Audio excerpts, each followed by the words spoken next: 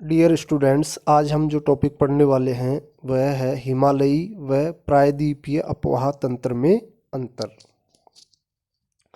देखिए, इस अंतर को जो है हम अच्छे तरीके से समझने का प्रयास करते हैं। एक तरफ हम हिमालयी नदियों की विशेषताएं बताएंगे, दूसरी तरफ प्रायद्वीपीय नदियों की अपनी विशेषताएं बताएंगे। देखिए, जो हिमालयी नदियां हैं या जो उत्तरी भारत की जो नदियां हैं अपेक्षाकृत युवावस्था में है,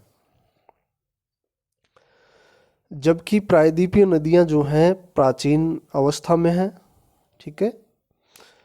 हिमालयी नदियां जो हैं इनका प्रवाह युवावस्था में होने की वजह से गहरा है, मतलब इनमें ऊर्ध्वाधर कटाव ज़्यादा होता है। जबकि जो प्रायद्वीपीय नदियां हैं वो उनमें कटाव जो है हो चुका है, प्रवाह जो निम्न तल तक पहुंच चुका है। युवावस्था में होने की वजह से जो हिमालयी नदियां हैं ऊपरी भाग में कई गहरे गार्ज व प्रपातों का निर्माण करती हैं तथा निचले भाग में बाढ़ के मैदान का निर्माण करती हैं। जबकि जो प्रायद्वीपीय नदियां हैं उनमें ये विशेषताएं नहीं पाई जाती हैं, क्योंकि इनमें ऊर्ध्वाधर जो अपर्दन है, लंबवत अपर्दन जो है लगभग समाप्त हो चुका है और कठोर चट्टानों की उपस्थिति के कारण जो है ये नदियां विसर्प नहीं बनाती हैं। कहने का मतलब यह है हिमालयी नदियां जो है विसर्प का निर्माण करती है, जबकि जो प्रायद्वीपीय नदियां जो हैं वो कठोर चट्टानों की वजह से विसर्प का निर्माण नहीं करती हैं। हिमालयी जो नदियां हैं वो हिमालय क्षेत्र में पर्याप्त वर्षा के कारण सदावाहिनी हैं, जबकि प्रायद्वीपीय नदियां जो हैं कम वर्षा के कारण मौसमी होती हैं।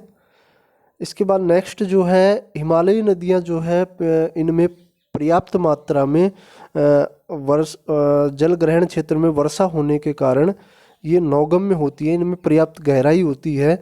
जबकि प्रायद्वीपीय नदियां जो हैं अपने डेल्टाई क्षेत्रों में मात्र नौगम्य होती है, मतलब नाव वगैरह जहाज वगैरह चल सकते हैं, अंदर के भागों में ये नौगम्य नहीं होती हैं।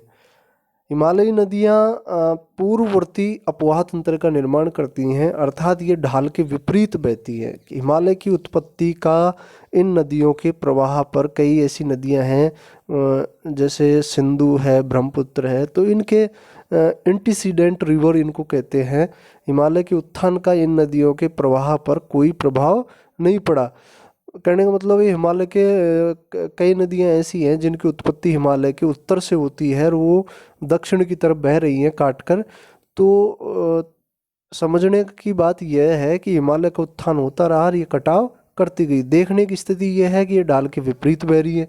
तो इस प्रकार के जो नदी तंत्र है इसको पूर्ववर्ती नदी तंत्र कहा जाता है, जबकि जो प्रायद्वीपीय नदियां हैं वो अनुवर्ती मतलब ढाल के अनुसार बहती हैं, अनुवर्ती अपवाह तंत्र का निर्माण करती हैं।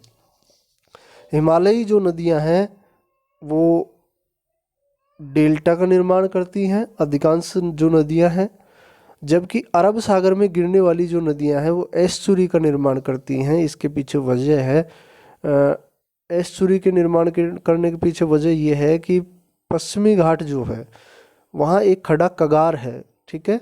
तो नदियाँ जैसे ही अपना जल गिराती हैं तो मिट्टी धूल वगैरह सीधे समुद्र की तली तक पहुँचता है, तो कोई जमाव नहीं होता है। हिमालयी नदियाँ अधिक लंबी हैं, जबकि प्रायद्वीपीय नदियाँ जो हैं क्या है, छोटी हैं। हिमालयी नदियों का जल ग्रहण क्षेत्र बड़ा है, मतलब एक बड़े क्षेत्र से इसकी सहायक नदियाँ वगैरह मिलती रहती हैं मुख्य नदी में, जबकि प्रायद्वीपीय नदियों का अपवाह क्षेत्र क्या है, छोटा।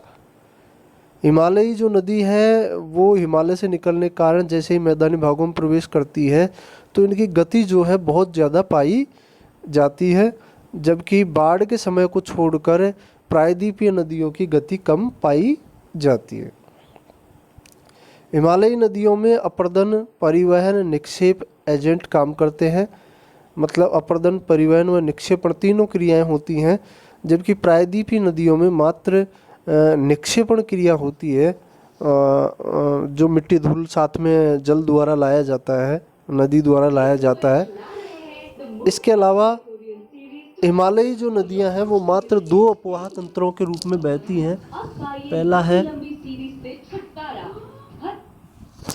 सिंधु नदी तंत्र, दूसरा है गंगा और ब्रह्मपुत्र नदी तंत्र, जबकि प्रायद्वीपीय नदियां जो हैं सीधे समुद्र में मिलती हैं।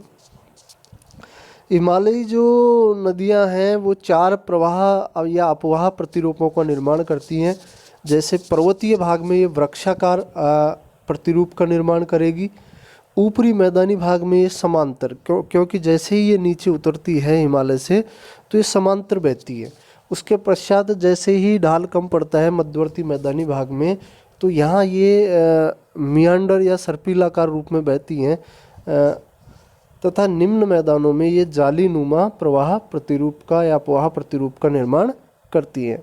जबकि अरब सागर में गिरने वाली नदियाँ जो हैं समांतर प्रवाह प्रतिरूप बनाती हैं और बंगाल की खाड़ी में गिरने वाली नदियाँ पूर्वी घाट तक वृक्षाकार प्रतिरूप बनाएगी तथा तटीय मैदानों में जाली नुमा प्रवाह प्रतिरूप का निर्माण करती है। Thank you.